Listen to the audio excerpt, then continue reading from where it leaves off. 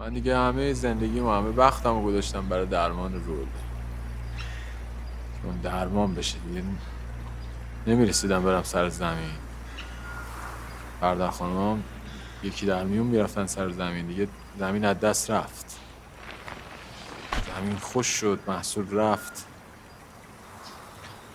رولام بزرگ شد، رفت مدرسه، خرجشون هم بیشتر شد. من مجبور شدم دیگه خونه رو فروختم. رفتیم توی خونه، نصف خونه قبل، توی خونه کوچیک‌تر رفتیم زندگی. ولی خب خدا رو شکر خدا یه دختر بهمون داد. تو روحیه رولام خیلی تاثیر گذاشت. خواهر کوچولو بهش داد خدا. دیگه توکل بر خدا، ببینیم بقیه‌اش چی میشه.